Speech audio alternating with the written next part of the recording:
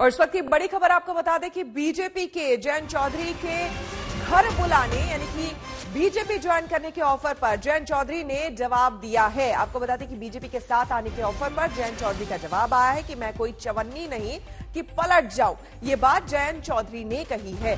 आपको बता दें कि बीजेपी ने बाकायदा ऑफर दिया था, कहा था कि हमारे लिए आपके दरवाजे खुले हैं। किसानों पर लाठी पड़ी तो ये कहां थे, जयंत चौधरी ने ये बात कही है।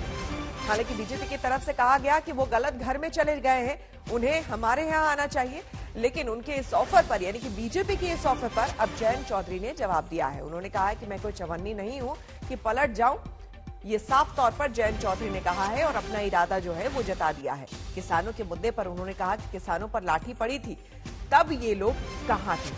आपको बता दें कि कुछ समय पहले गृह मंत्री और बीजेपी के वरिष्ठ नेता अमित शाह ने बुधवार को पश्चिमी यूपी के जाट नेताओं के साथ बैठक की थी और इसमें बीजेपी सांसद प्रवेश वर्मा के आवास पर चूंकि ये बैठक हुई थी, वहां पर जयंत चौधरी के बारे में कहा गया कि उन्होंने गलत रास्ता चुना है और यहां के समाज के लोग उनसे बात करेंगे और उनको समझाएंगे। बीजेपी की तरफ से यह भी कहा गया कि उनका दरवाजा खुला हुआ है, हम तो चाहते थे कि वो हमारे घर आए लेकिन उन्होंने दूसरा रास्ता चुना। अब इसी के जवाब में उन्होंने कहा है कि भाईचारे से किसी को एलर्जी नहीं है। जयंत चौधरी का जवाब आया है। उन्होंने कहा है कि भाईचारे से किसी को एलर्जी नहीं है, लेकिन किसानों पर जब लाठी पड़ी थी तब कहां थे, ये सवाल उठाया है जयंत चौधरी ने। क्योंकि खुद अमित शाह जो कि एक तरह से राजनीति के चाणक्य कहे जाते हैं, बीजेपी के चाणक्य कहे जाते हैं, और पिछले जितने भी चुनाव हुए हो, चाहे 2017 का चुनाव हुआ हो या उससे पहले जो लोकसभा चुनाव हुए हो, उसमें अमित शाह का एक काफी अहम रोल रहा है।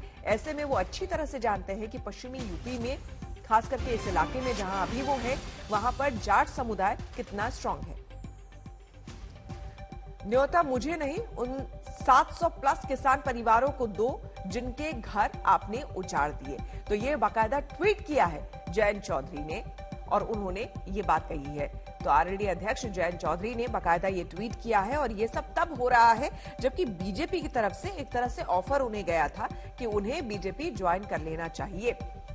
हालांकि अमित शाह ने, जो खबरें आ रही है उसके मुताबिक अमित शाह ने एक संवाद के दौरान ये भी कहा था कि चौधरी चरण सिंह की हम काफी इज्जत करते हैं और जयंत चौधरी को बीजेपी ज्वाइन करना चाहिए।